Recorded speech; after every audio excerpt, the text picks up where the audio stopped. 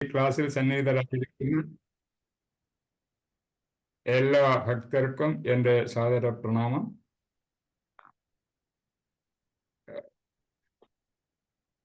അപ്പൊ ഇന്നത്തെ ഞാൻ വിചാരിക്കുന്ന, പ്രഭു പറഞ്ഞ എന്നോട് ഏതെങ്കിലും ഒരു ക്ലാസ് എടുക്കാൻ. അപ്പൊ ഞാൻ വിചാരിക്കുന്ന ഇന്ന് നമ്മുടെ ഭാഗവതം 1-ാം സ്കന്ധത്തില് 2-ാം അധ്യായത്തില് 7-ാമത്തെ ശ്ലോകം ചർച്ച ചെയ്യാമെന്ന് വിചാരിക്കുന്നു. ഹരേ കൃഷ്ണ. ഓം നമോ ഭഗവതേ വാസുദേവായ. ഓം നമോ ഭഗവതേ വാസുദേവായ. ഓം നമോ ഭഗവതേ വാസുദേവായ. നാരായണം നമസ്കൃത്യ നരം ചൈവ നരോത്തമം ദേവീം സരസ്വതീം വ്യാസം തതോ ജയമുദീരയേത്. നഷ്ടപ്രായേഷു അഭദ്രേഷു നിത്യം ഭാഗവത സേവക ഭവതി ഉത്തമ ശ്ലോകേ ഭക്തിർഭവതി നൈഷ്ഠികി. ജയ രാധ മാധവ ജയ ജയ പ്രഭുപാദ്. ജയ ജയ പ്രഭുപാദ്. ജയ ശീല പ്രഭുപാദ്. ജയ ജയ ഗുരുദേവ്. ജയ ജയ ഗുരുദേവ്. ജയ ജയ ഗുരു നിതായ്. ജയ ജയ ഗുരു നിതായ്. ജയ ജയ ഗുരു നിതായ്.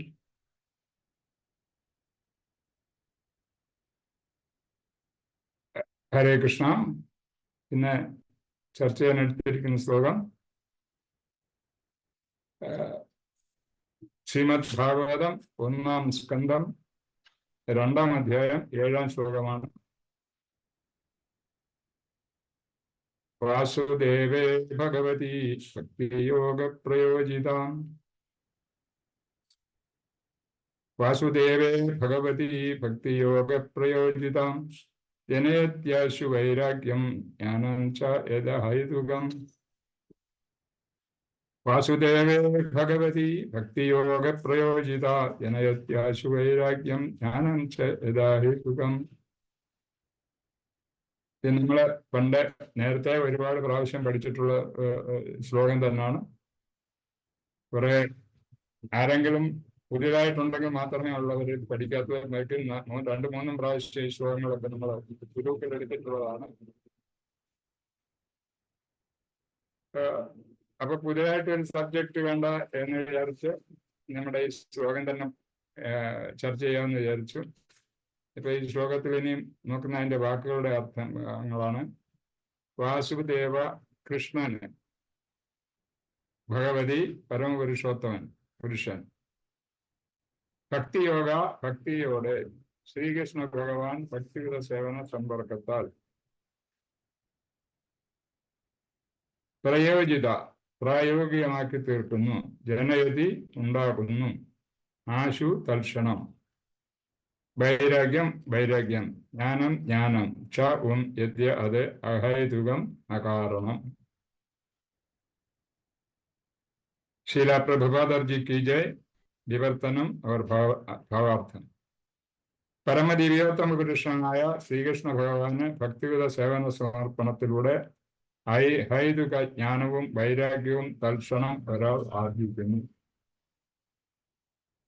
ഭാവാർത്ഥം: പരമപുരുഷനായ ശ്രീകൃഷ്ണനോടുള്ള ഭക്തിയുത സേവനത്തെ ഒരുതരം ഭൗതിക വികാരം മാത്രമായി കരുതുന്നവർ സന്യാസവും തപശ്ചര്യവും വൈരാഗ്യവും പരോപകാരവും ദാനവും യോഗശക്തികളും യജ്ഞവും വിജ്ഞാനവും അതുപോലെ അതീന്ദ്രിയ സാക്ഷാത്കാരത്തിന് ഉതകുന്ന മറ്റ് പ്രവർത്തന പദ്ധതികളും ധർമ്മശാസ്ത്രങ്ങൾ നിർദ്ദേശിച്ചിരിക്കുന്നുവെന്ന് വാദിച്ചേക്കാം. ഹരേ കൃഷ്ണ. ചോദിക്കാൻ മറന്നുപോയി. എല്ലാവർക്കും കേൾക്കാൻ പറ്റുന്നോ? ഹരേ കൃഷ്ണ. കേൾക്കാവോ? കേൾക്കാം പ്രഭു.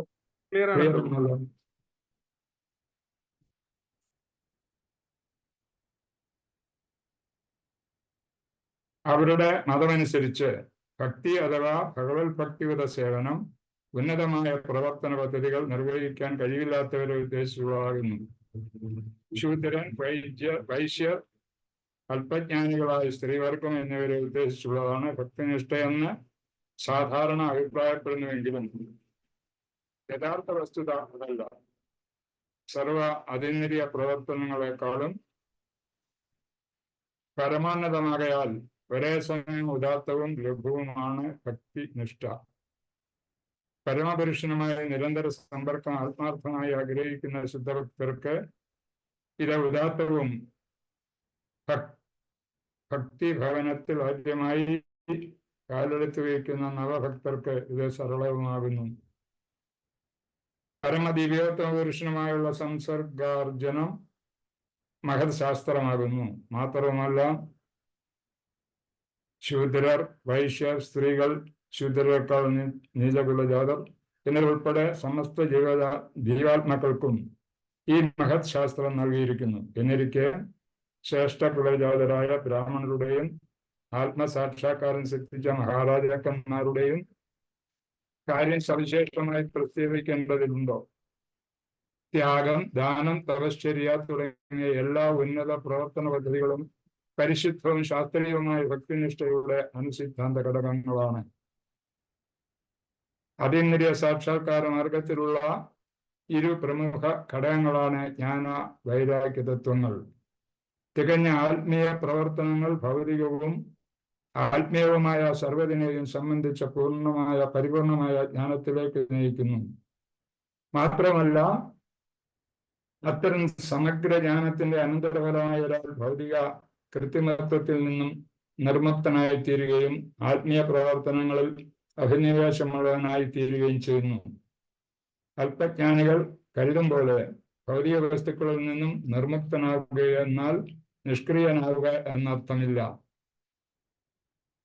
നൈഷ്കർമ്മം അർത്ഥമാക്കുന്നത് നല്ലതും ചീത്തയുമായ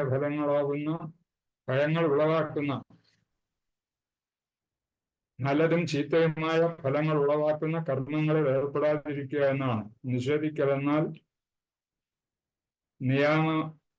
നിയതമായവയെ തിരസ്കരിക്കുക എന്നർത്ഥമില്ല.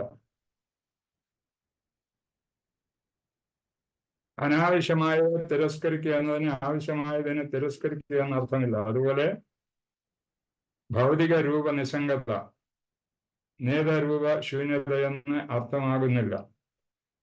ഭക്തിനിഷ്ഠ പരമപുരുഷ സാക്ഷാത്കാരത്തെ വിവക്ഷിക്കുന്നു. പരമരൂപം സാക്ഷാത്കരിക്കപ്പെടുമ്പോൾ നിഷേധരൂപങ്ങൾ താനെ ഇല്ലാതാകുന്നു. ആകയാൽ ഭക്തിനിഷ്ഠ വികാസം പ്രാപിക്കുന്നതിനോടൊപ്പം പരമസ്വരൂപന് പരമസേവന നിർവഹണത്തിലൂടെ ഒരുവൻ സ്വാഭാവികമായി അപ്രധാന കാര്യങ്ങളിൽ നിസ്സംഗമായി അതിമൂല്യമുള്ള ശ്രേഷ്ഠ കാര്യങ്ങളിൽ അഭിനിവേശമുള്ളവനായിത്തീരുന്നു.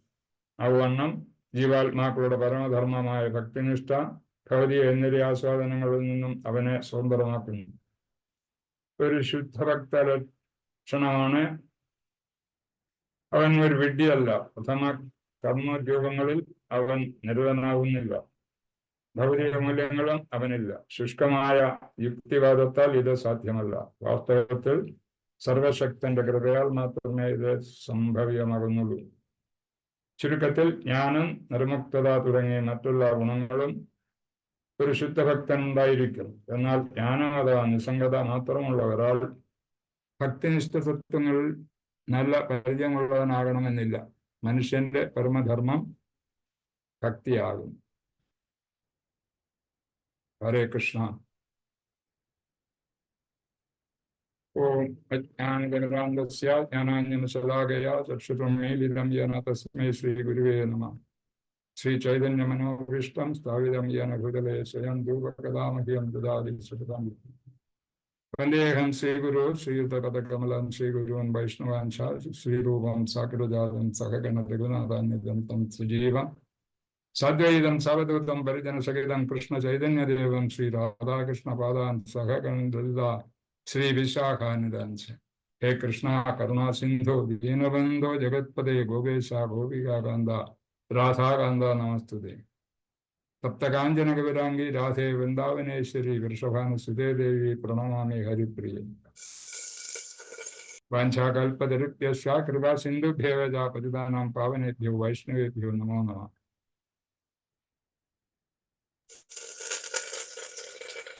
ഈ ശ്ലോകത്തിൽ പറയുന്നത് പരമദിവ്യോത്തമ പുരുഷനായ ശ്രീകൃഷ്ണ ഭഗവാന് ഭക്തിയുത സേവന സമർപ്പണത്തിലൂടെ അഹൈതുക ജ്ഞാനവും വൈരാഗ്യവും ദർശനവും ഒരാൾ ആർജിക്കുന്നു. നമ്മൾ ഭഗവാനെ സാക്ഷാത്കരിക്കണമെങ്കിൽ പരിശുദ്ധമായ ഭക്തിയുത ഭഗവത് സേവനം ചെയ്തെങ്കിലേ പറ്റൂ. അതാണ് എല്ലാവരും പറയും എവിടെയും. അപ്പൊ ഈ ശ്ലോകത്തിന്റെ അല്ലെങ്കിൽ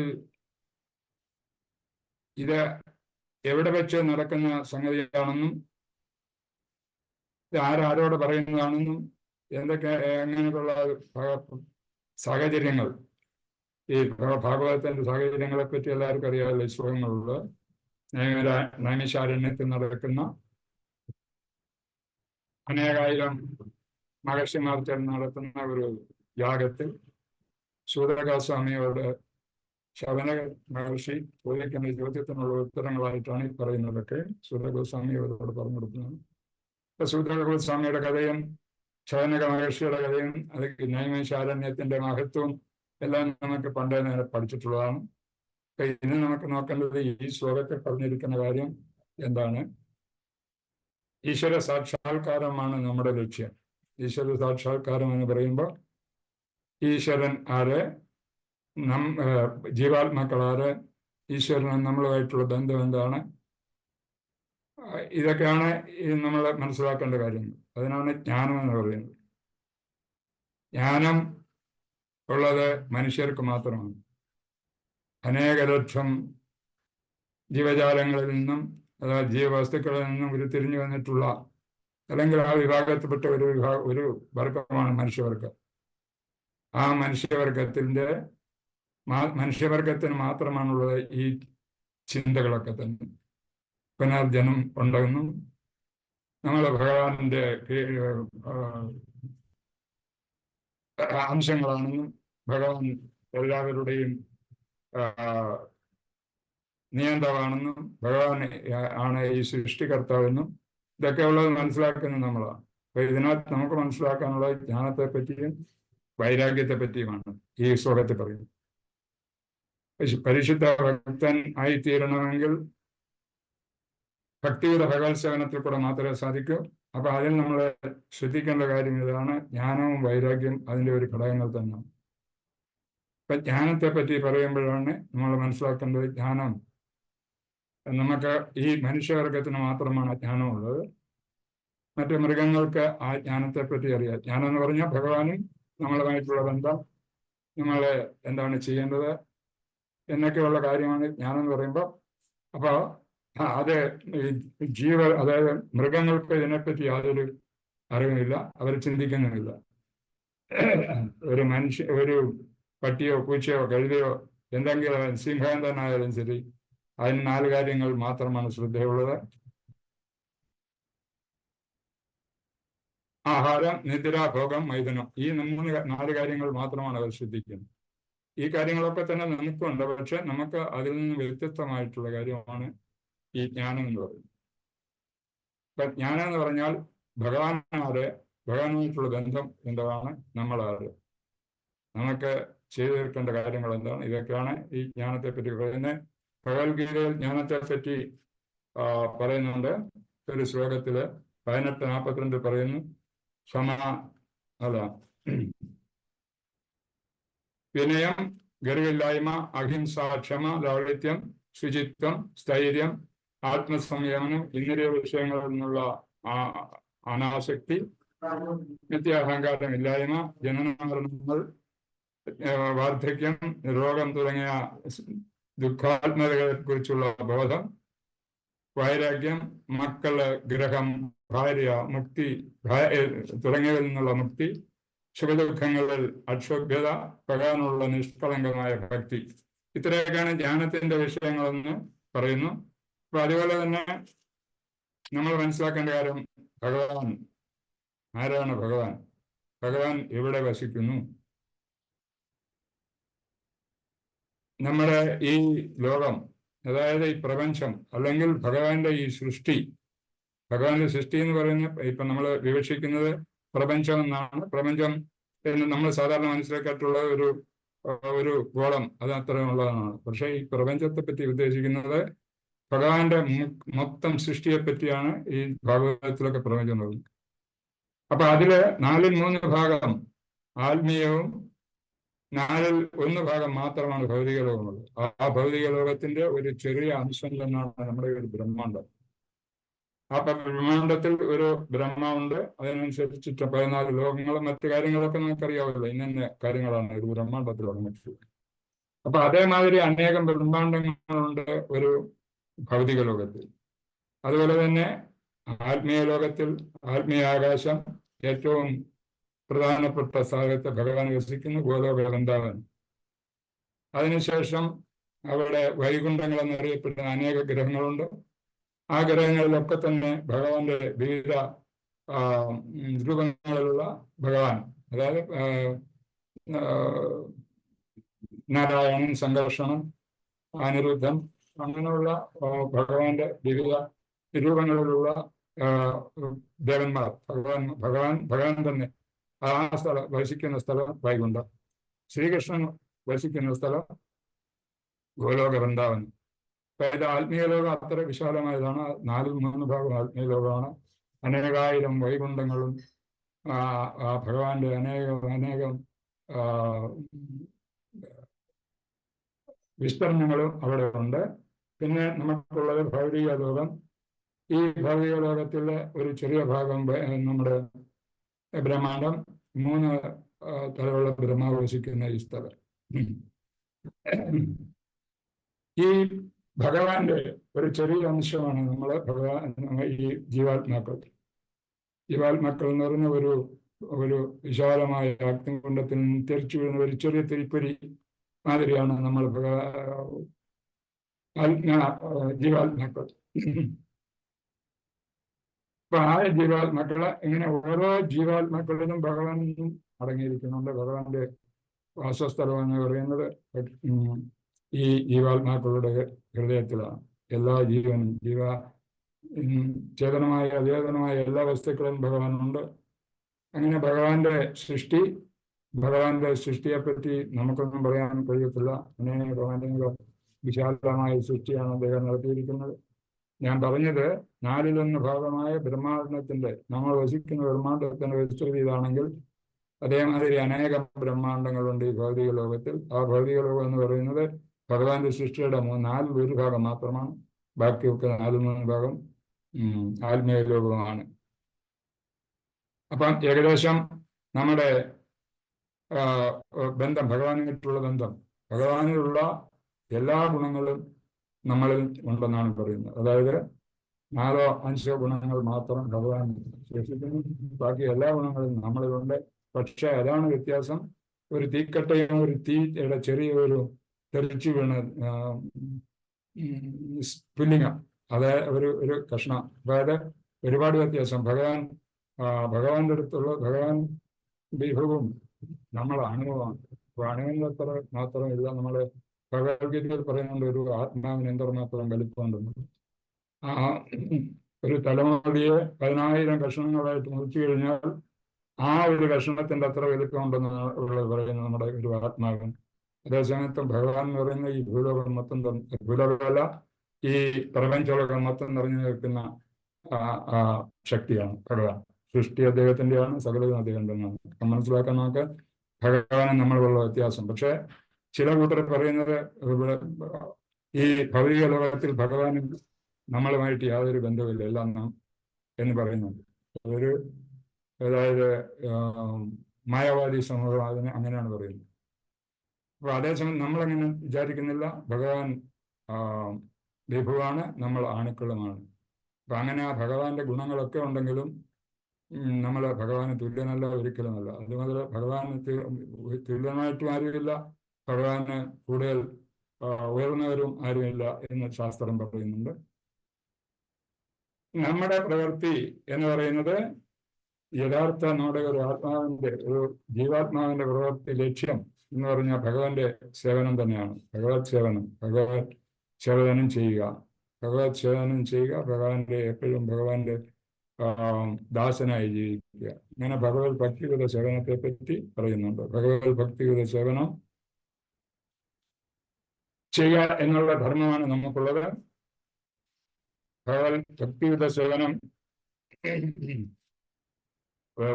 എന്ന് പറഞ്ഞാൽ ഭഗവാനെ മനസ്സിലാക്കുന്നതിന് വേണ്ടിയിട്ടുള്ള നമ്മുടെ നിരന്തരമായ പ്രവർത്തനം, ആ പ്രവൃത്തിയാണ്, ആ പ്രക്രിയയാണ് ഭക്തിയുത സേവനം എന്ന് പറയുന്നത്. ഭക്തിയുത സേവനം ചെയ്യണമെങ്കിൽ നമ്മൾ കുറഞ്ഞത് ഒരു ബ്രാഹ്മണന്റെ പൊസിഷനെങ്കിലും ആയിരിക്കണം. അതായത് ബ്രാഹ്മണന് വേണ്ടുന്ന ഗുണങ്ങൾ ഒരു ജീവാത്മാവിനുണ്ടായിരിക്കണം. അപ്പൊ 18:42 ഭഗവത്ഗീത പറയുന്നു ഒരു ബ്രാഹ്മണന്റെ ഗുണങ്ങൾ എന്തൊക്കെയാണെന്നുള്ളത്.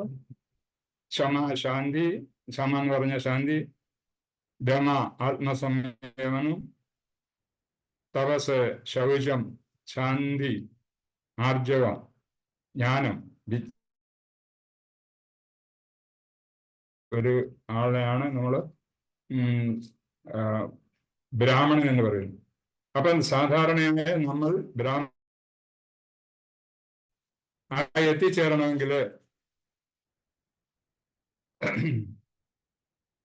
നമുക്ക് കഠിനമായ പ്രയത്നങ്ങൾ ചെയ്യണം. നമ്മൾ ഭൗതിക ലോകത്തിൽ ഇങ്ങനെ ജീവിച്ച ഭൗതികമായ ആഗ്രഹങ്ങളൊക്കെ നമ്മളുള്ളത് കൊണ്ട് നമ്മൾ ഇതുവരെ നമുക്ക് ഭഗവാനുമായിട്ടുള്ള ബന്ധത്തെപ്പറ്റി മറന്നു പോവുകയും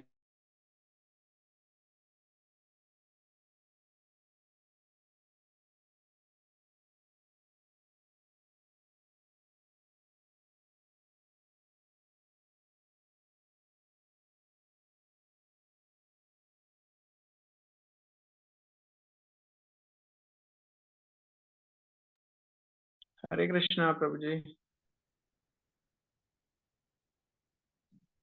അദ്ദേഹത്തിന് റേഞ്ച് ഔട്ടായി പോയി.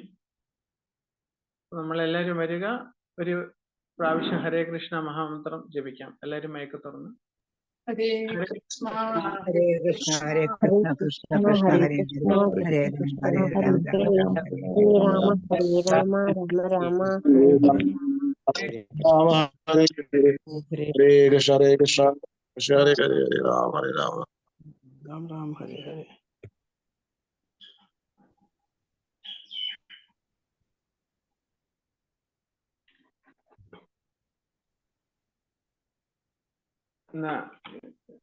ഇന്നൊരു പ്രത്യേക ദിനമാണ്. ഇന്നത്തെ ദിവസത്തിന്റെ പ്രത്യേകത ശ്രീല ഭക്തി വിനോദ് ടാഗോർ മഹാരാജിന്റെ ഡിസപ്പിയൻസ് ഡേ ആണ്. ഹരേ കൃഷ്ണ പ്രഭു. തുടങ്ങിയട്ടെ പ്രഭു. ഹരേ കൃഷ്ണ. പ്രഭു കേൾക്കാം. സ്റ്റാർട്ട് ചെയ്യാം പ്രഭു. ശരി പ്രഭു. ഞാൻ എവിടം വരെ പറഞ്ഞു വല്ലതും കേട്ടോ? എവിടം വരെ കേട്ടിരുന്നത് ഓർമ്മയുണ്ട്? ഹരേ കൃഷ്ണ. എല്ലാവർക്കും കേൾക്കാവോ?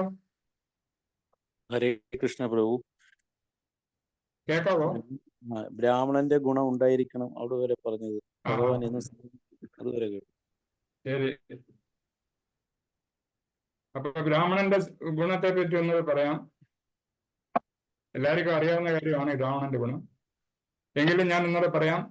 നമ്മുടെ ഭഗവത്ഗീതയിൽ 18:42 ശ്ലോകത്തിൽ പറയുന്നത് ഒരു ബ്രാഹ്മണനായാൽ സമ ദമ തപ ശൗചം ശാന്തി ആർജവം ജ്ഞാനം വിജ്ഞാനം ധാർമ്മികത ഭക്തി ഈ ഗുണങ്ങളൊക്കെ ഉണ്ടായിരിക്കണം.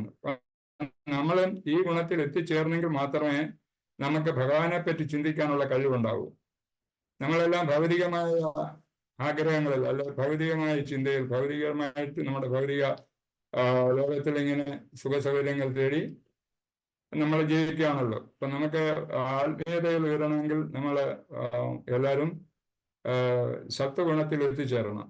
സത്വഗുണം ഈ ഭൗതിക പ്രകൃതിയുടെ ഗുണങ്ങൾ 3 വിധത്തിലുള്ളതാണ്.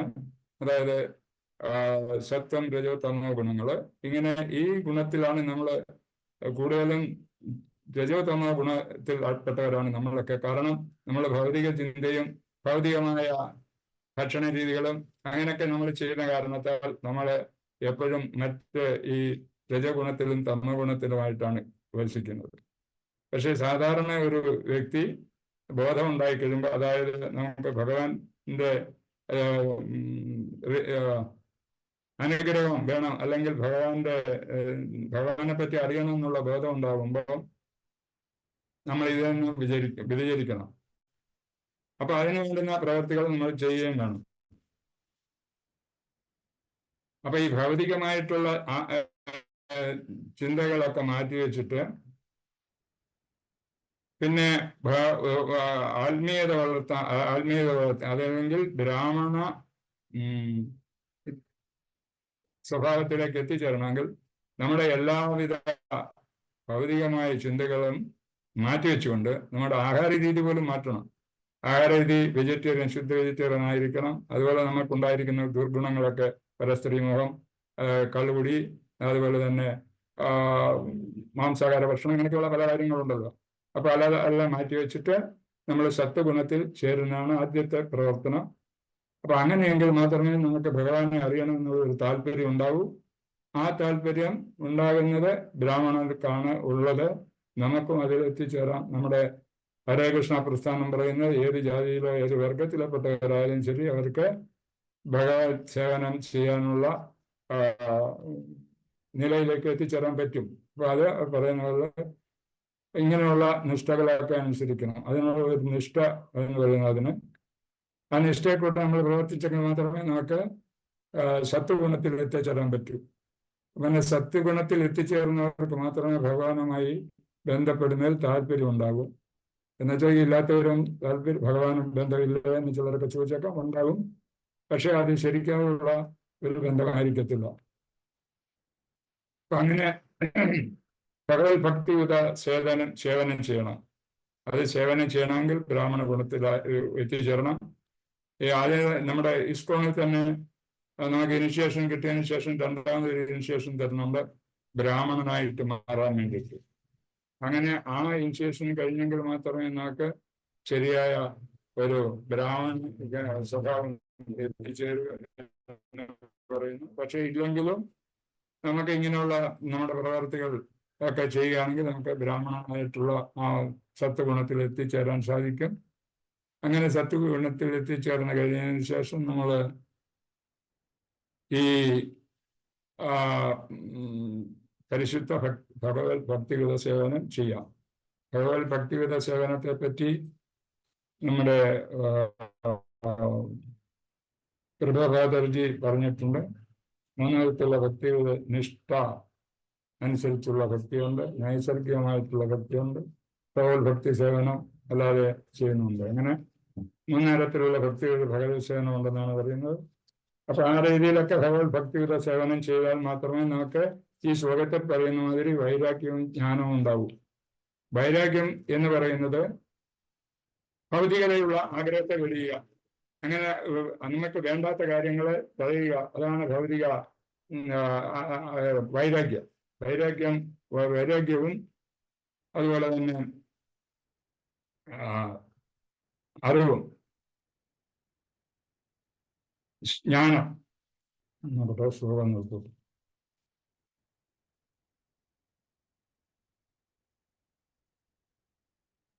വൈരാഗ്യം ജ്ഞാനവും ഉണ്ടാകണമെങ്കിൽ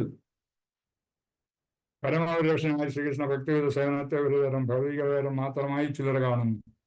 അപ്പൊ ഇതിന് വേണ്ടി ചിലർ പറയുന്നത്, ചിലർ നമ്മുടെ വിഭാഗം ഭഗവത് ഭക്തിഗത സേവനം സാധാരണക്കാർക്ക്, അതായത് താഴ്ന്ന ജാതിക്കാർക്കും കൂടുതൽ വിവരമില്ലാത്തവർക്കും വേണ്ടിയിട്ടുണ്ടാക്കിയതാണെന്നാണ് ചിലരുടെ അഭിപ്രായം. ചിലരെന്ന് പറഞ്ഞാൽ നമ്മളെ ഈ വൈദികമായിട്ട് ഉയർന്നിട്ടുള്ള ചിലരൊക്കെ ഉണ്ട്. അതുപോലെ തന്നെ ഭക്തിനിഷ്ഠയിൽ ഉയരാത്തവരും എന്നാൽ വേദശാസ്ത്രങ്ങളൊക്കെ ഒരുവിധം പഠിച്ചിട്ടുള്ളവരായ ചിലരൊക്കെ പറയുന്നു, ഇതൊക്കെ നമുക്ക് തന്നിട്ടുണ്ടല്ലോ, അതിനു വേണ്ടുന്ന കാര്യങ്ങൾ തപശ്ചര്യ, വൈരാഗ്യം, പരോപകാരം, ദാനം, ഇതൊക്കെ തന്നിട്ടുണ്ട്. പിന്നെ എന്തിനാണ് നിങ്ങൾ ഈ ഭക്തിയിലോട്ട് പോകുന്നത്? നമ്മുടെ ചൈതന്യ മഹാപ്രഭു ഇതുപോലെ ഭക്തി മാർഗത്തിലേക്ക് നടന്നുകൊണ്ടിരുന്ന സമയത്ത്, അതായത് ഭഗവാന്റെ കീർത്തനങ്ങളും ഡാൻസും ഒക്കെ ചെയ്തുകൊണ്ടിരുന്ന സമയത്ത് അവിടുത്തെ ചില ബ്രാഹ്മണർ ഉണ്ടായിരുന്നു. അവരെ ഇദ്ദേഹത്തെ പഴിക്കുമായിരുന്നു, എന്തിനാണ് ഇതൊക്കെ ചെയ്യുന്നത്, നമുക്ക് എല്ലാം വൈദിക വിധിപ്രകാരം ചെയ്യേണ്ട കാര്യങ്ങളൊക്കെ പറഞ്ഞു തന്നിട്ടില്ല, അപ്പൊ അതുകൊണ്ട് ഇത് ഉപേക്ഷിക്കണം. അപ്പൊ ഇതിങ്ങനെ അങ്ങനെയുള്ള വ്യക്തികൾ ഈ ഭക്തിയുടെ ഭഗവത് സേവനം എന്ന് പറയുന്നത് സാധാരണ കുറഞ്ഞ ജാതിയും കുറഞ്ഞ ബോധവും ഉള്ളവർക്ക് വേണ്ടിയിട്ടുള്ള ഒരു രീതിയാണ് എന്ന് പറയുന്നുണ്ട്. പക്ഷെ അത് നിരർത്ഥകമായിട്ടുള്ള പറച്ചിലാണ്. ആ സാക്ഷാത്കാരത്തിനുള്ള മറ്റു പ്രവർത്തനങ്ങൾ ചെയ്താൽ മതിയല്ലോ, എന്തിനാണ് ഭക്തിയുടെ സേവനം ചെയ്യുന്നതെന്ന് പറയുന്നു. അത് താഴ്ന്ന ഭാഗം എന്ന് പറയുന്നത് ശൂദ്രരെ, വൈശ്യർ, ആത്മജ്ഞാനികളായ സ്ത്രീവർഗം എന്നതിൽ ഉദ്ദേശിച്ചാണ് ഭക്തി, ഈ ഭക്തിയുടെ ഭഗവത് സേവനം എന്തിനാണ് പറയുന്നത്. പക്ഷേ ഈ ഭക്തിയുടെ ഭഗവത് സേവനം എന്ന് പറയുന്ന ഉദാത്തവും ലഘുമെന്ന് നമ്മുടെ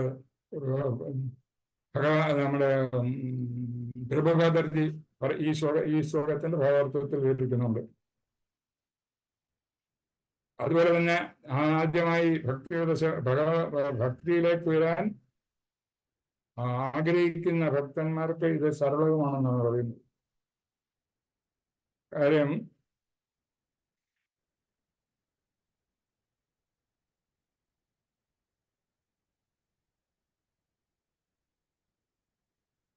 ഭക്തിയുടെ ഭഗവത് സേവനത്തിന്, അതായത് ഭഗവത് സാക്ഷാത്കാരത്തിന് ത്യാഗം, ദാനം, തപശ്ചര്യ തുടങ്ങിയ എല്ലാ ഉന്നത പ്രവർത്തന പദ്ധതികളും പരിശുദ്ധവും ശാസ്ത്രീയമായ ഭക്തിനിഷ്ഠയുടെ അനുസാംഗിക ഘടകങ്ങളാണ്. അതുപോലെ ജ്ഞാനവും വൈരാഗ്യവും ഈ ഭക്തിനിഷ്ഠയ്ക്ക് അത്യാവശ്യമായ ഘടകം തന്നെയാണ്. ജ്ഞാനം പറഞ്ഞ മാതിരി ഈ ജ്ഞാനത്തെ പറ്റി ഞാൻ മുമ്പ് പറഞ്ഞല്ലോ, ജ്ഞാനം എന്താണെന്ന്, ഭഗവാന്റെ പൊസിഷൻ, ഭഗവാന് നമ്മളായിട്ടുള്ള ബന്ധം, ഇതൊക്കെയാണ് ജ്ഞാനത്തെ പറ്റി ഉദ്ദേശിക്കുന്നത്. വൈരാഗ്യം എന്ന് പറഞ്ഞാൽ നമുക്ക് ഭൗതികമായിട്ടുള്ള സംഗതികൾ തിരസ്കരിക്കാനുള്ള ആ ഒരു താല്പര്യം. എപ്പം നമുക്ക് ഭക്തിയിലേക്ക് വരണമെന്ന് താല്പര്യം ഉണ്ടാകുമോ, അഥവാ നമ്മൾ ബ്രാഹ്മണ ഗുണത്തിൽ, അതായത് സത്വഗുണത്തിൽ എത്തിച്ചേരുമോ, അപ്പോഴാണ് നമുക്ക് ഈ വൈരാഗ്യം ഉണ്ടാകുന്നത്. വൈരാഗ്യം എന്ന് പറഞ്ഞാൽ ആവശ്യമില്ലാത്തതിനെ തിരസ്കരിക്കുക, ആവശ്യമില്ലാത്ത ഭൗതികമായ ഇന്ദ്രിയ സന്ദർപ്പണത്തിന് വേണ്ടിയിട്ടുള്ള പറഞ്ഞിട്ടുള്ള കാർഗങ്ങളെയൊക്കെയാണ് ഈ നമുക്ക് ഉപേക്ഷിക്കേണ്ടത്. അതുപോലെ ജ്ഞാനം, യജ്ഞം, തപസ് ഇതൊന്നും ഉപേക്ഷിക്കാൻ പാടില്ലെന്ന് ഭഗവത്ഗീത നിങ്ങളോട് പറയുന്നുണ്ട്.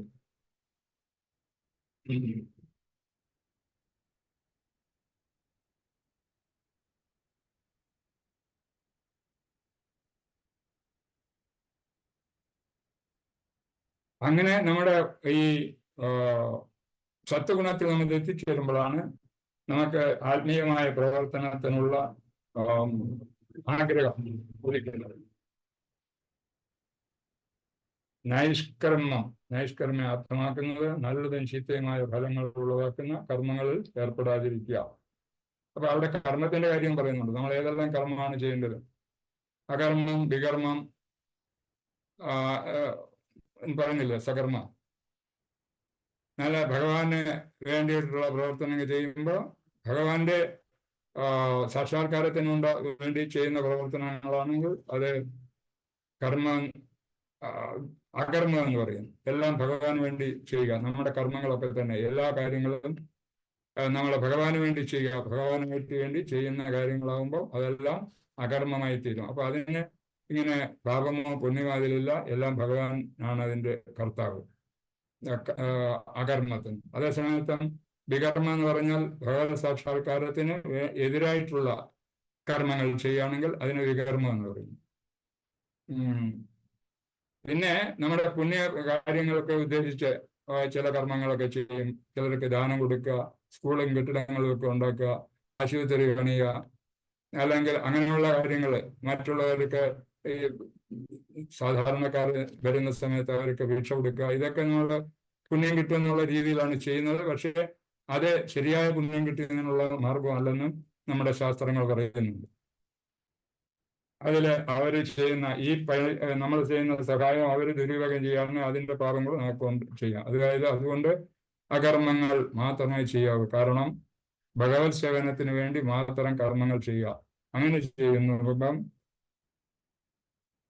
നമുക്ക് അതിന്റെ ഫലം ഭഗവാനിലാണ് അതിന്റെ ഉത്തരവാദി. അതായത് കർമ്മം എത്തിച്ചേരുന്നത് ഭഗവാന് വേണ്ടിയിട്ടാണ്. അപ്പൊ അതുകൊണ്ട് നമുക്ക് അതിനകത്ത് ഗുണമോ ദോഷമോ ഒന്നും ഉണ്ടാകുന്നില്ല. നമുക്ക് എന്തെങ്കിലും ആവശ്യമുണ്ടെങ്കിൽ അത് ഭഗവാൻ ചെയ്തുകൊണ്ടിരിക്കും സാധാരണയായിട്ട്.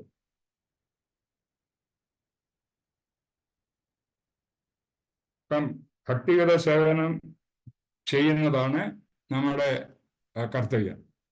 അതായത് ഈ ഭഗവാനെ അറിയണം. ഭഗവാനെ അറിയണമെങ്കിൽ ഭഗവത് ഭക്തിഗത സേവനം നമ്മൾ ചെയ്തുകൊണ്ടേയിരിക്കണം. ഭഗവാനെ നമുക്ക് സ്വായത്തമാക്കണമെങ്കിൽ, അല്ലെങ്കിൽ ഭഗവത് സാക്ഷാത്കാരം നേടണമെങ്കിൽ സർവശക്തനായ ഭഗവാനെ ഭക്തിഗത സേവനത്തിൽ കൂടെ മാത്രമേ പ്രീതിപ്പെടുത്താൻ സാധിക്കൂ എന്ന് പറയുന്നുണ്ട്. ശ്രീമദ് ഭാഗവതം 7:5-32 ഹിരണ്യകശിപുവിനോട് പ്രഹ്ലാദനും പറയുന്നത് എന്താണെന്ന് വെച്ചാൽ, ഭഗവത് ഭക്തിഗത സേവനം പാതയിൽ സ്പർശിക്കാൻ പോലും ഭക്തി ഇല്ലാത്തവന് സാധിക്കില്ല എന്നാണ് പറയുന്നത്. അപ്പം അതിന്റെ പ്രധാന ലക്ഷ്യം എന്ന് പറയുന്നത് ഭക്തിയിലോട്ട് നമ്മൾ ഭഗവത് ഭക്തിഗത സേവനം ചെയ്യണമെങ്കിൽ ഭഗവാന്റെ അനുഗ്രഹവും അതുപോലെ തന്നെ ഗുരുവിന്റെ അനുഗ്രഹവും ഉണ്ടെങ്കിൽ മാത്രമേ ഭഗവത് ഭക്തിഗത സേവനത്തിലേക്ക് നമുക്ക് എത്താൻ പറ്റൂ. ഭഗവത് ഭക്തിഗത സേവനം ചെയ്യണമെങ്കിൽ അതിന് അത്യാവശ്യമായിട്ട് ഒരു ഗുരുവിന്റെ ആവശ്യമുണ്ട്. ആ ഗുരുവിനോട് നമ്മൾ താഴ്മയായി ചോദിക്കുകയും അദ്ദേഹത്തിൽ നിന്നും കിട്ടുന്ന നിർദ്ദേശങ്ങൾ അനുസരിച്ച് പ്രവർത്തിക്കുകയും ചെയ്തെങ്കിൽ മാത്രമേ ഭഗവത് ഭക്തിഗത സേവനം ശരിയാവണ്ണം നടത്താൻ പറ്റൂ. ഭഗവത്ഗീതയിലെ ശ്ലോകം 4:34 പറയുന്നു, തദ്വിദ്ധി പ്രണിപാതേന പരിപ്രശ്നേന സേവയ ഉപദേശയന്തി ജ്ഞാനം ജ്ഞാനിനാ തത്വദർശിനി. ഒരു ആധ്യാത്മിക ഗുരുവിനെ സന്ദർശിച്ച് സത്യത്തെക്കുറിച്ച് അറിയാൻ ശ്രമിക്കണം. അദ്ദേഹത്തെ സേവിക്കുക, അദ്ദേഹത്തിൽ നിന്ന് വിനയപൂർവം ചോദിച്ചറിയുക, അദ്ദേഹത്തിന്റെ ജ്ഞാനോപദേശം സ്വീകരിക്കുക. അദ്ദേഹം ആത്മസാക്ഷാത്കാരത്തിന് വേണ്ടിയിട്ടുള്ള അദ്ദേഹത്തിന് അറിയാം, ആത്മസാക്ഷാത്കാരം ലഭിച്ചിട്ടുള്ള ഒരു ആളായിരിക്കണം ഗുരു. അങ്ങനെ നമ്മുടെ ആത്മീയ ഗുരുവിനെ അവിടെ സ്വീകരിച്ചെങ്കിൽ മാത്രമേ നമുക്ക് ഭക്തിഗത ഭഗവത് സേവനത്തിൽ ഉയരാൻ സാധിക്കൂ.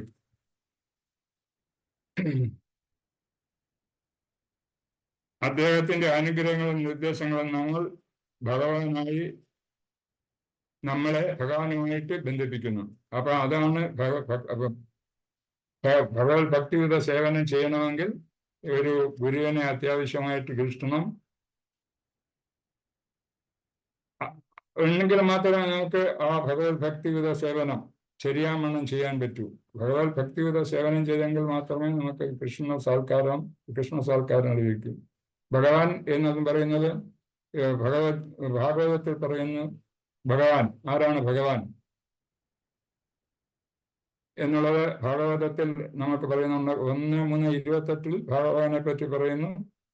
ഏതേചാംശ കലാപുംസ കൃഷ്ണസ്തു ഭഗവാൻ സ്വയം ഇന്നരാഗതം ഹൃദയന്തി യുഗേ യുഗേ. ശരിക്കും ഭഗവാൻ എന്ന് പറയുന്നതാണ് കൃഷ്ണൻ. അതാണ് നമ്മൾക്കെല്ലാം പരമധീരത പുരുഷനായ കൃഷ്ണൻ. അതാണ് ശരിക്കും ഭഗവാൻ. ഒരേ ഒരു ഭഗവാൻ മാത്രമാണുള്ളത്. അദ്ദേഹം ആണ് ശ്രീ കൃഷ്ണൻ. അപ്പൊ ആ ശ്രീകൃഷ്ണന്റെ കഥകളും അദ്ദേഹത്തിന്റെ ബാല്യകാല ലീലകള്, അദ്ദേഹത്തിന്റെ പ്രവർത്തികള്, അദ്ദേഹത്തിന്റെ അത് ഇംഗ്ലീഷിൽ പറഞ്ഞ പാസ്റ്റ് ടൈംസ് ഒക്കെ തന്നെ നമ്മൾ കീർത്തിക്കുകയും അതിനെപ്പറ്റി ചർച്ച ചെയ്യുകയൊക്കെ ചെയ്തെങ്കിൽ മാത്രമേ നമുക്ക് ഭഗവാന്റെ പ്രീതി ഉണ്ടാവൂ. ഈ ശ്ലോകത്തിൽ തന്നെ പറയുന്നത് ഭഗവാനാണ്, ശ്രീകൃഷ്ണൻ തന്നെയാണ് ഭഗവാൻ, യഥാർത്ഥ ഭഗവാൻ. അദ്ദേഹത്തിന്റെ വാസസ്ഥലം എന്ന് പറയുന്നത് ഗോലോക വൃന്ദാവനമാണ്. ആ ഗോലോക വൃന്ദാവനത്തിൽ അദ്ദേഹം രാധാറാണിയുമൊത്ത് സന്തോഷമായിട്ട് അവിടെ കഴിഞ്ഞു കൂടുന്നുണ്ട്. പക്ഷെ ചില അവസരങ്ങളിൽ നമ്മുടെ ഭൂമിയിലുണ്ടാകുന്ന ധർമ്മച്യുതിയിൽ അദ്ദേഹം ഇവിടെ എത്തേണ്ടതായിട്ട് വരുന്നു. അങ്ങനെ കാലകാലങ്ങളിൽ അല്ലെങ്കിൽ യുഗങ്ങളായിട്ട് അദ്ദേഹം നമ്മുടെ ലോകത്തെത്തി. ആ കൃഷ്ണനെയാണ് നമ്മൾ ആത്മസാക്ഷാത്കാരത്തോടെ പ്രാപിക്കേണ്ടത്. ഭഗവാന്റെ വാസസ്ഥാനം എന്ന് പറഞ്ഞാൽ അവിടെ വൈകുണ്ഠ ലോകത്തിലുള്ളതാണ്. ഇവിടെ അദ്ദേഹം എത്തുന്നത് ഇവിടെ ഉണ്ടാകുന്ന ദുഷ്ഭരണം. പണ്ടത്തെ കാലത്താണെങ്കിൽ രാക്ഷസന്മാരും മറ്റുള്ളവരുമായിട്ടുള്ള അവരൊക്കെയാണ് നമ്മളെ ഉപദ്രവിച്ചുകൊണ്ടിരുന്നത്. ഇന്ന് രാഷ്ട്രീയക്കാരാണ് ഉപദ്രവിക്കുന്നതും ശരിയായ രീതിയിൽ നമുക്ക് ജീവിക്കാനുള്ള സൗകര്യം ഉണ്ടാക്കി തരാത്തതും. ഇന്ന് നമ്മുടെ ഈ ലോകത്ത് കാണുന്ന സകല പ്രശ്നങ്ങളുടെയും കാരണം ഇങ്ങനെ ഈശ്വര ചിന്തയില്ലാത്ത, ഭഗവാനുമായിട്ട് യാതൊരു സംസർഗവുമില്ലാത്ത വ്യക്തികളുടെ നേതൃത്വത്തിലുള്ള ഭരണം കൊണ്ട് മാത്രമാണ് നമുക്ക് ഇതൊക്കെ സംഭവിക്കുന്നത്. ഇന്ന് ഏത് സമയത്ത് നമുക്ക് നോക്കിയാലും ഭൗതികമായിട്ടുള്ള പ്രവർത്തനങ്ങളിൽ കൂടി എന്തെല്ലാം ഗുരുവിനെ ശിഷ്യൻ മർദ്ദിക്കുന്നു, അച്ഛനെ വെട്ടിക്കൊള്ളുന്നു, അമ്മയെ തള്ളിപ്പറയുന്നു, ഭാര്യയെ മറ്റു കാര്യങ്ങൾക്ക് വേണ്ടിയിട്ട് തെരുവിൽ ഉപേക്ഷിക്കുന്നു. അങ്ങനെയുള്ള ഈ ദോഷങ്ങളൊക്കെ വരാൻ കാര്യം എന്താണെന്ന് വെച്ചാൽ നമുക്ക് ഭഗവാനുമായിട്ടുള്ള ബന്ധം എന്തെന്ന് അറിയാൻ വയ്യാത്തതുകൊണ്ടും ഭഗവത് ഭക്തിയുടെ സേവനത്തെ പറ്റി ജനങ്ങൾക്ക് ആരും പറഞ്ഞു കൊടുക്കാനില്ലാത്ത കാരണത്താലും ആണ് ഇങ്ങനെ സംഭവിക്കുന്നത്.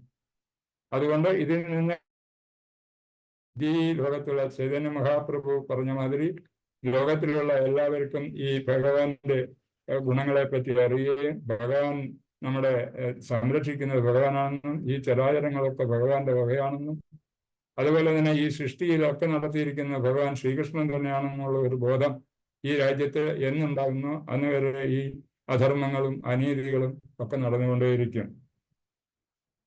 പിന്നെ ഭഗവാനെ പറ്റി പറയുന്ന ഭഗവാൻ സർവസമ്പന്നനാണെന്ന് പറയുന്നുണ്ട്.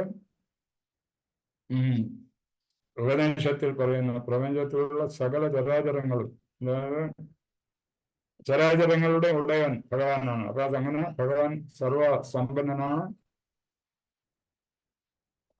അങ്ങനെയുള്ള ഭഗവാനെയാണ് നമ്മൾ ചിന്തിക്കേണ്ടത്. ഇപ്പൊ സർവസമ്പന്നൻ ആയ ഭഗവാൻ, ഈ കാണുന്നതൊക്കെ തന്നെ ഭഗവാന്റെ സൃഷ്ടിയിലുള്ളതാണ്. ഭഗവാനാണ് ഇതിന്റെയൊക്കെ ഉടയവൻ. അതുപോലെ തന്നെ ഭഗവാൻ ശരീരത്തിൽ ഭഗവാൻ ഉണ്ട്. ഈ ഗുണങ്ങളെ പറ്റി, ഭഗവാന്റെ ഗുണങ്ങളെ പറ്റിയാണ് പറയുന്നത്. ഈ ഗുണങ്ങൾ സർവസമ്പന്നൻ, ശൗര്യവാൻ. ശൗര്യവാൻ എന്ന് പറഞ്ഞാൽ ഏതവസരത്തിലും ഭക്തജനത്തെ രക്ഷിക്കുന്നതിന് വേണ്ടി അദ്ദേഹത്തിന് 7 രൂപ സ്വീകരിച്ചിട്ടും ആ ശരീരത്തോടുകൂടി ഒരു പ്രാവശ്യം ഒരു രാജാവ്, അതായത് പരശുരാമന്റെ അച്ഛനെ നിഗ്രഹിക്കുന്നു. പരശുരാമന്റെ അച്ഛനെ നിഗ്രഹിക്കുന്നതിന് സമയത്ത് അദ്ദേഹത്തിന്റെ മാതാവ് വിലപിക്കുന്നു. ആ മാതാവ് 21 പ്രാവശ്യം നെഞ്ചത്തെടുത്ത് ഇങ്ങനെ കരയുന്നുണ്ട്. ആ കരയുന്ന കണ്ടിട്ട് പരശുരാമൻ 21 പ്രാവശ്യം ആ ക്ഷത്രിയരെ കൊന്നൊടുക്കുന്നു. അപ്പം സദ്ഗുണങ്ങളല്ലായിരുന്ന ആ ക്ഷത്രിയരെ ആ ഭഗവാൻ ആ പരശുരാമ അവതാരത്തിൽ കൊന്നൊടുക്കുന്നു. അതുപോലെ ശൗര്യം, അതാണ് ശൗര്യം. അദ്ദേഹത്തിനുണ്ടായ ദേഷ്യം, ആ ധീരത, ഇതൊക്കെയാണ് ഭഗവാൻ ഉള്ള മികച്ച ഒരു ഗുണത്തിൽ വന്ന്. അതുപോലെ തന്നെ ഹിരണ്യകശിപന്റെ മകൻ പ്രഹ്ലാദനെ രക്ഷിക്കുന്നതിന് വേണ്ടി നരസിംഹാവതാരം എടുത്ത് അദ്ദേഹത്തിനെ വകവരുത്തുന്നു. അപ്പൊ അതൊക്കെ ഈ ശരീരമുള്ളവർക്ക് മാത്രമേ. നരസിംഹാവതാരം എന്ന് പറഞ്ഞാല് ഹിരണ്യകശിപു മേടിച്ചിട്ടുണ്ടായിരുന്ന ആ അനുഗ്രഹങ്ങൾ, തപസ്സിൽ കൂടി ബ്രഹ്മാവിൽ നിന്ന് നേടിയെടുത്ത ആ നിർദ്ദേശങ്ങൾ കൊടുത്ത ഇന്ന രീതിയിലൊന്നും എന്നെ കൊല്ലാൻ പറ്റത്തില്ല എന്നുള്ള ആ ഇതിനെ പ്രതിവിധിയായിട്ട് ഭഗവാൻ നരസിംഹാവതാരം എടുത്തിട്ട് വന്നിട്ട് അത് ആ ഹിരണ്യകശിപുവിനെ അങ്ങനെ നഖം കൊണ്ട് കൊല്ലുന്നത്. ഇപ്പൊ അതൊക്കെയാണ് ശൗര്യമാർഗത്തിൽ ഭഗവാൻ ഏറ്റവും മികച്ച ഒരു ഗുണമുള്ള എന്ന് പറയുന്നത്.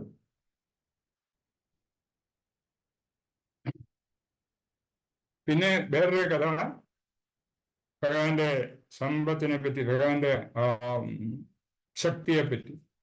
നമ്മളെ 4-3 ഭാഗം ആത്മീയം ആകാശമെന്ന് ഞാൻ പറഞ്ഞല്ലോ. അതേമാതിരി 4-1 ഭാഗമായ നമ്മുടെ ഈ ബ്രഹ്മാണ്ഡം, 1 ഭാഗത്തിൽ ഉള്ള ഈ ബ്രഹ്മാണ്ഡത്തിന്റെ നേതാവ് എന്ന് പറയുന്ന ബ്രഹ്മാവ് 4 തലയുണ്ട് അദ്ദേഹത്തിന്. ഒരു പ്രാവശ്യം, അതായത് ഈ കഥ എന്ന് പറയുന്നത് രൂപഗോസ്വാമിക്ക് ചൈതന്യ മഹാപ്രഭു പറഞ്ഞു കൊടുത്ത കഥയാണ്.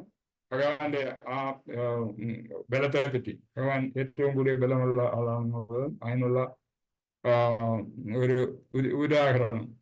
ഈ ബ്രഹ്മാവ് ഒരു പ്രാവശ്യം ഭഗവാനെ കാണാൻ പോകുന്നു വൈകുണ്ഠത്തിലല്ല, അദ്ദേഹത്തിന്റെ ഗോലോക വൃന്ദാവനത്തിൽ. അപ്പൊ അവിടെ ദ്വാരക എന്ന് പറയുന്ന സ്ഥലത്ത് ഭഗവാൻ സ്ഥിതി ചെയ്യുന്നുണ്ട്. ആ ഭഗവാന്റെ ആ ഭാഗത്താണ് പോയത് അദ്ദേഹം. അവിടെ ചെന്നപ്പോ ഇദ്ദേഹം ചെന്ന് ദ്വാരപാലകനോട് ചോദിക്കുന്നു, ഇങ്ങനെ ബ്രഹ്മാവ് വന്നിട്ടുണ്ട്, ഭഗവാൻ അകത്തുണ്ടോ എന്ന് ചോദിക്കുന്നു.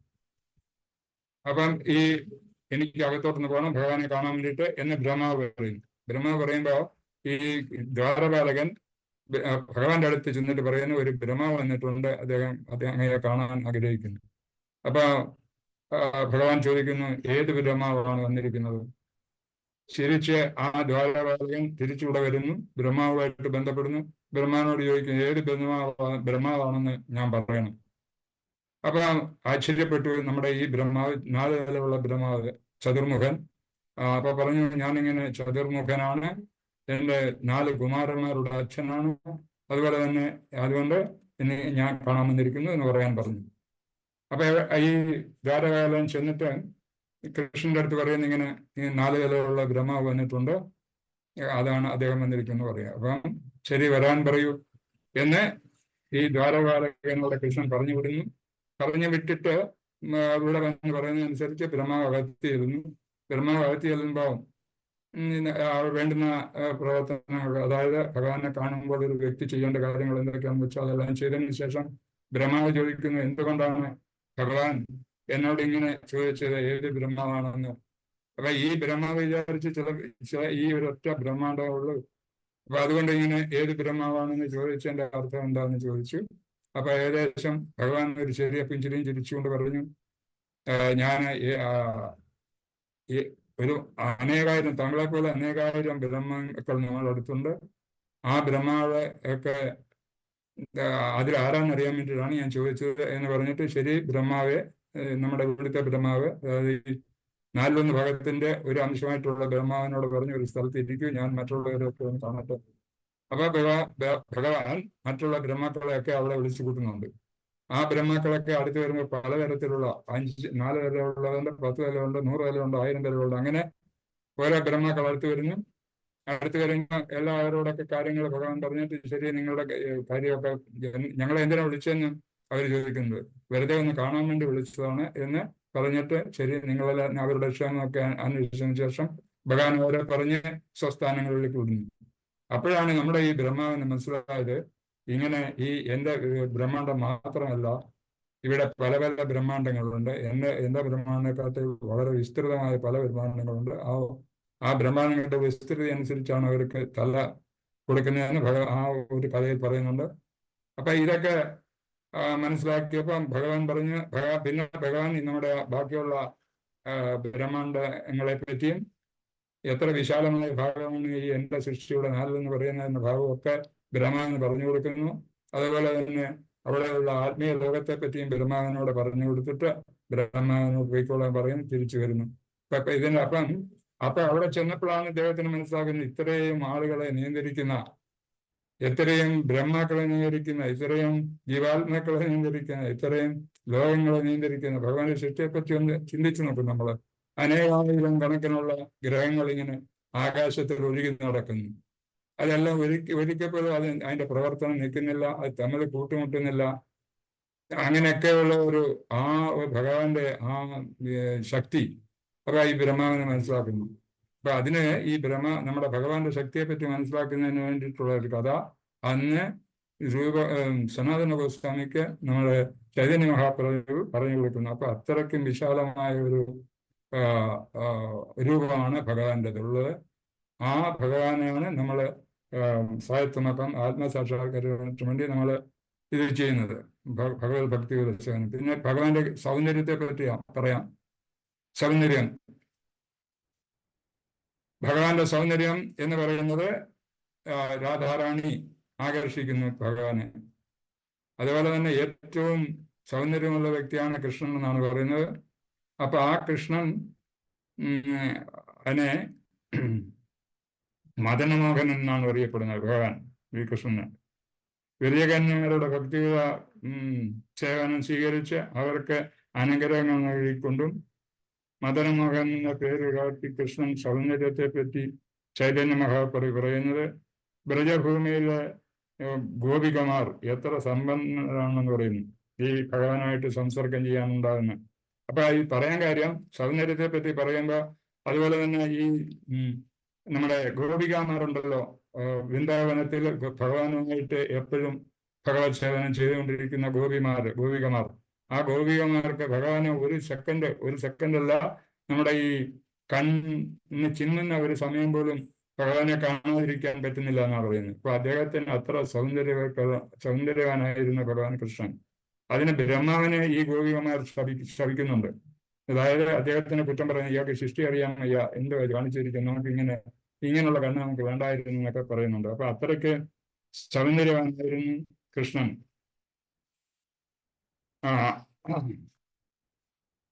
പിന്നെയും നമുക്ക് ഈ ഭക്തിയുത ഭഗവത് സേവനത്തിലേക്ക് കിടക്കാം. പരിശുദ്ധ ഭക്തന്റെയും ഭഗവാൻ കൃഷ്ണന്റെയും കാതൊന്നും ഇല്ലാതെ ഒരു ഭക്തിയുത സേവനത്തിലും ആർക്കും സാധിക്കാൻ പറ്റില്ല, പ്രവേശിക്കാൻ പറ്റില്ല. അങ്ങനെ ആ ഭക്തിയുത സേവനം 3 വിധത്തിൽ പറയുന്നുണ്ട്. ഭക്തിയുത സേവനം എങ്ങനെയാണെന്നുള്ളത്, ഭക്തിയുത സേവനത്തിന്റെ 3 വിഭാഗങ്ങളുണ്ട്. അനുഷ്ഠാനത്തിലുള്ള ഭക്തി സേവനം, പരമാനന്ദത്തിലുള്ള ഭക്തി സേവനം, പ്രേമത്തിനുള്ള ഭക്തി സേവനം. ഓരോ വിധത്തിലുള്ള അനുഷ്ഠാനത്തിലുള്ള ഭക്തി സേവനം എന്ന് പറയുന്നത് നമ്മളെ വേദങ്ങൾ അനുസരിച്ച് ചെയ്യുന്നത്. വേദങ്ങളിൽ ചില നിഷ്ഠകൾ പറഞ്ഞിട്ടുണ്ട്, ഇന്ന ചെയ്യണം ഭക്തി സേവനത്തിന്. പരമാനത്തിനുള്ള ഭക്തി സേവനം ചെയ്യുന്നുണ്ട്, അതുപോലെ പ്രേമത്തിനുള്ള ഭക്തി സേവനം. ഇങ്ങനെ നമ്മൾ നിഷ്ഠയോടുകൂടി അതിനുള്ള അനുഷ്ഠാനങ്ങളൊക്കെ ചെയ്തു വരുന്നു. ഭഗവാനെ ദർശിക്കുന്നതിന്, ഭഗവാനെ മനസ്സിലാക്കുന്നതിന് വേണ്ടുന്ന രീതി, അതിനകത്ത് നമ്മൾ എന്തെല്ലാം ചെയ്യണം, അത് അനുഷ്ഠാനങ്ങളൊക്കെ അർപ്പിക്കുന്നുണ്ട്. അങ്ങനെ നമ്മൾ ഉയർന്നുവരുന്ന ഭഗതിയിൽ ഉയരുമ്പോൾ അതിനകത്ത് പറയുന്നുണ്ട് ഭഗവാന്റെ ഭക്തിയുത സേവനം എങ്ങനെ നമ്മൾ ആ തലത്തിലേക്ക് എത്തിച്ചേരാമെന്ന്. ആദ്യമായിട്ട് ശ്രദ്ധ വേണം. ഇതൊക്കെ നമ്മൾ പഠിച്ചിട്ടുള്ള കാര്യമാണെന്ന് സ്ഥിതി പറയുന്നത്. ശ്രദ്ധ, സാധുസംഘ, ഭജനക്രിയ, അനർത്ഥ നിവൃത്തി, നിഷ്ഠ, രുചി, ആസക്തി, പ്രേമം. അപ്പൊ അങ്ങനെ നമ്മൾ ഈ ശ്രദ്ധ ഉണ്ടെങ്കിൽ ഇതിന് തുടങ്ങാൻ പറ്റൂ. അപ്പൊ ആ തുടങ്ങണമെങ്കിൽ തന്നെ നമുക്ക് സത്വഗുണത്തിൽ എത്തിച്ചേരണം എന്നൊക്കെ പറയുന്നുണ്ട്. സാധുസംഘം എന്നും നമ്മൾ ഈ പൂർണ്ണമായ സാധുസംഘത്തിൽ കൂടിയാൽ നമുക്ക് ഭക്തിയെ പറ്റി കൂടുതൽ മനസ്സിലാക്കാൻ പറ്റൂ. അത് കഴിഞ്ഞിട്ട് ഭജനക്രിയയിൽ കൂടെ നമ്മുടെ ഭക്തി, മനസ്സിലുള്ള ഭക്തിയും അതുപോലെ തന്നെ ആഗ്രഹങ്ങളും ഒക്കെ മാറ്റിവെക്കാൻ പറ്റും. പിന്നെ അനർത്ഥനതി, നിഷ്ഠ വരുന്നു. നിഷ്ഠയും കഴിഞ്ഞ് രുചി കഴിഞ്ഞ് കഴിയുമ്പോൾ പിന്നെ ആസക്തി. അത് കഴിയുമ്പോൾ അപ്പം നൈസർഗിക ഭക്തി ഉണ്ടാകുന്നു. നൈസർഗിക ഭക്തി എന്ന് പറയുമ്പോൾ നമ്മൾ ഭഗവാനെ നമ്മളൊരു വ്യക്തിയായിട്ട് മനസ്സിലാക്കി, അല്ലെങ്കിൽ നമ്മുടെ ഏറ്റവും ശ്രേഷ്ഠനായ വ്യക്തി എന്ന് മനസ്സിലാക്കിയിട്ട് ഭഗവാന്റെ സേവനം ചെയ്യുക. അപ്പൊ എങ്ങനെ ചെയ്യുന്നെന്ന് വെച്ചാൽ ആ പ്രേമഭക്തി ഉണ്ടായി കഴിയുമ്പോൾ നമ്മളെ നമ്മളെ ഏറ്റവും പ്രിയപ്പെട്ട വ്യക്തിയായിട്ട് ഭഗവാനെ മനസ്സിലാക്കുന്നു. അതായത് നമ്മുടെ മകനായിട്ടോ, നമ്മുടെ കൂട്ടുകാരനായിട്ടോ, അല്ലെങ്കിൽ നമ്മുടെ അനുരാഗം, ഭാര്യ ഭർത്തൃമായിട്ടുള്ള ബന്ധത്തിൽ കൂടെ രീതിയിലോ, അങ്ങനെ പല രീതിയിൽ ഏറ്റവും കൂടിയ രീതി എന്ന് പറയുന്നത് അനുരാഗ ഭക്തിയാണ്, രാഗാനുഗ ഭക്തി. ആ രാഗാനുഗ ഭക്തി ആകുമ്പോൾ നമ്മളെ ഈ മൂർത്തിയുടെ അലങ്കാരങ്ങള്, നമ്മുടെ നിഷ്ഠയോട് കൂടിയുള്ള പ്രവർത്തനങ്ങൾ, ഒരു വ്യക്തിക്ക് ഏതെല്ലാം കാര്യങ്ങൾ ചെയ്യണം. നമ്മൾക്ക് ഒരു കുട്ടി ഉണ്ടെന്ന് വെച്ചോ, കുട്ടിക്ക് എങ്ങനെ ആ കുട്ടിയെ സന്തോഷവാനാക്കാം, ആ രീതിയിൽ നമ്മൾ ഇതൊരു മൂർത്തിയല്ല, ഭഗവാൻ തന്നെയാണ്, ജീവനുള്ള ഒരു ഭഗവാനാണ് ഉദ്ദേശിക്കുന്നത്. യഥാർത്ഥ ഭഗവാനാണ് മുമ്പേ ഇരിക്കുന്നുള്ള വിചാരത്തോടുകൂടി നമ്മൾ ആ വിഗ്രഹത്തെ ആരാധിക്കുകയും ഷർട്ടുകൾ, ഉടുപ്പുകളും മറ്റും മാറ്റുകയും അദ്ദേഹത്തിനെ അലങ്കരിക്കുകയും അദ്ദേഹത്തിനെ കുളിപ്പിക്കുകയും ഭക്ഷണം കൊടുക്കുകയും ഒക്കെ ചെയ്യും. അങ്ങനെയുള്ള രീതിയിൽ എത്തുമ്പോഴാണ് നമ്മൾ അനുരാഗം ഉണ്ടാകുന്നത് ഭഗവാനോട്. അനുരാഗമല്ല, രാഗാനുഗ ഭക്തി. ആ ഭഗത്തിനെ രാഗാനുഗ ഭക്തി എന്നാണ് പറയുന്നത്. അപ്പൊ അതാണ് നമ്മുടെ ലക്ഷ്യം. രാഗാനുഗ ഭക്തി ഉണ്ടായി കഴിയുമ്പോൾ നമ്മളുടെ ഭഗവത് സാക്ഷാത്കാരം കിട്ടി എന്നുള്ളത് മനസ്സിലാക്കാം.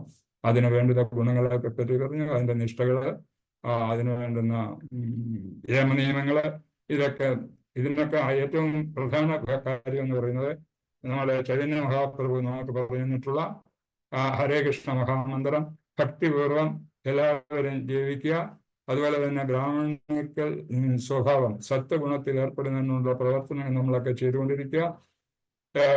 നിരന്തരം ഭഗവാനെ മനസ്സിൽ ഒരിക്കലും ഭഗവാനെ മറക്കാതിരിക്കുക, ഏത് സമയത്തും ഭഗവാനെ ഓർക്കുക.